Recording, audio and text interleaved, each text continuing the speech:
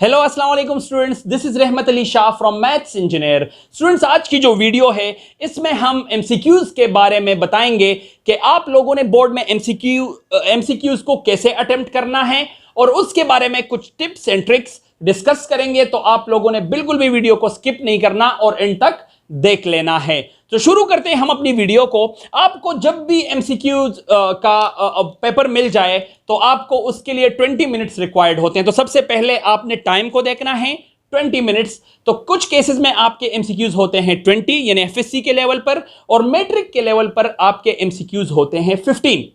अब 20 minutes divided by 15 is 1.5 minutes आपको मिल जाते हैं, यानी 1.5 मिनट। 1.5 मिनट का मतलब होता है 90 सेकेंड्स।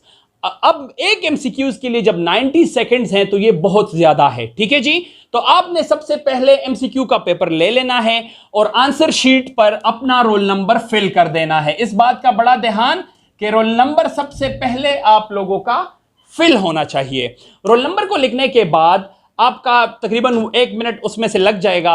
अब बकाया टाइम में आप लोग शुरू करेंगे तो सबसे पहले आप लोग एमसीक्यूज को रीड करेंगे। पहला एमसीक्यूज रीड कर लीजिए, फिर दूसरा एमसीक्यूज रीड कर लीजिए, फिर तीसरा, फिर चौथा, और बारी बारी सारे एमसीक्यूज आप रीड कर लीजिए। अब सब पहला एमसीक्यूज आप लोगों ने रीड किया तो आप क्या करेंगे, उसमें से आपको 4 ऑप्शन होंगे। मिसाल के तौर पर ए, बी, सी और डी, 4 ऑप्शन आपको मिल गए। अब चारों ऑप्शंस में 2 ऐसे ऑप्शन होंगे जो आपको 100% लगेगा कि ये इस एमसीक्यूज के नहीं हैं। ये मैं उन एमसीक्यूज की बात कर रहा हूं जो आपको 100% नहीं आते, ठीक है।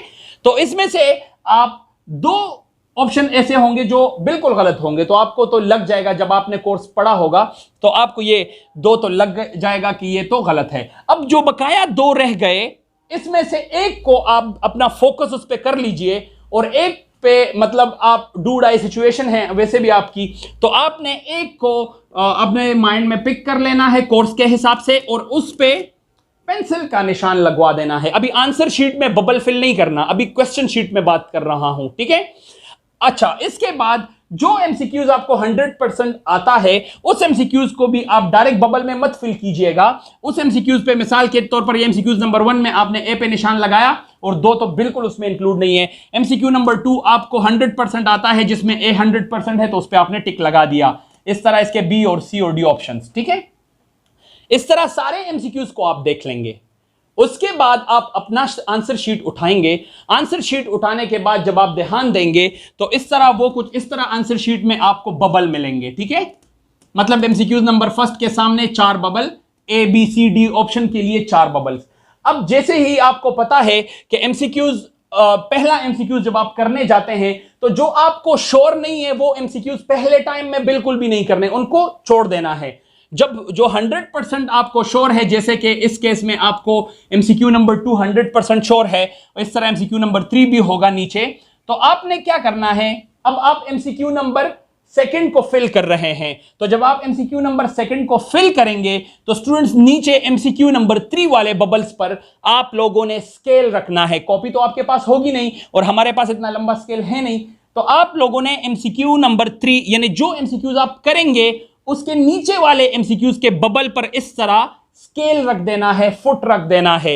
इसलिए रखना है क्योंकि बहुत सारे बच्चों की कॉमन मिस्टेक ये होती है कि वो एमसीक्यू नंबर 2 यहां देखते हैं और उनका बबल का ध्यान, चूंकि सारे बबल्स एक दूसरे के साथ बहुत कंजेस्टेड होते हैं, बहुत नजदीक नजदीक होते हैं, तो वो क्या करते हैं कि वो एमसीक्यू नंबर 2 की जगह एमसीक्यू नंबर 3 का बबल फिल कर देते हैं।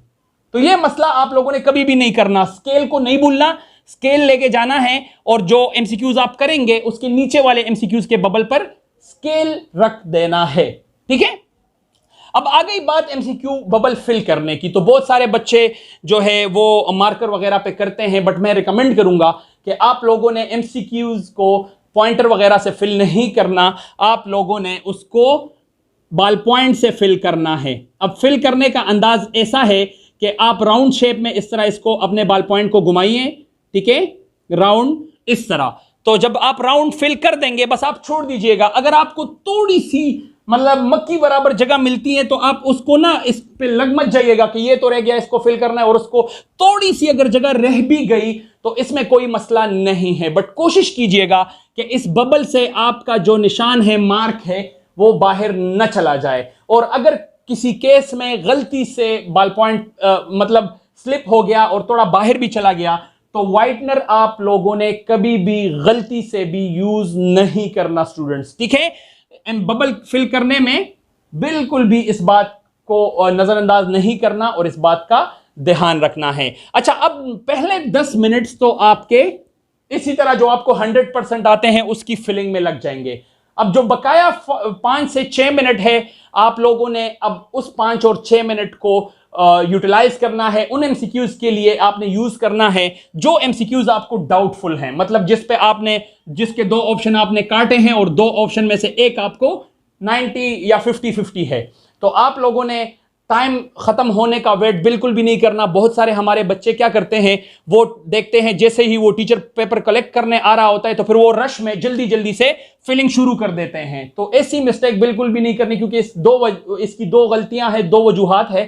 एक, जब आप रश में फिल करते हैं तो आपका बबल आपसे सही फिल नहीं होता, जो फिर मशीन से आप वो चेक करते हैं तो मशीन OMR जो मशीन है वो गलत फिलिंग को बिल्कुल भी डिटेक्ट नहीं करता, तो जल्दी में आपकी फिलिंग गलत हो जाती है। और दूसरा, कभी कभी आप रश में होते हैं तो आपने जो 90% इस ऑप्शन को सोचा था कि एग्जामिनर आपके सर पे खड़ा होता है तो आप जल्दी जल्दी बस फिल करते हैं, तो इस वाले को फिल कर देते हैं। तो ये बिल्कुल भी नहीं करना। आपने टाइम खत्म होने से 5 मिनट पहले जो डाउटफुल एमसीक्यूज हैं उसको फिल करना शुरू कर देना है, और एमसीक्यू के खत्म होने तक आपका एमसीक्यू पेपर आपके हाथ में होना चाहिए, ताकि खत्म होने जैसे ही टीचर पहुंचे तो आप उनको हैंडओवर करें। हैंडओवर से पहले एक दफा जरूर अपना रोल नंबर चेक कर लीजिएगा। तो ये थी कुछ इंपॉर्टेंट बातें एमसीक्यूज के पेपर के लिहाज से।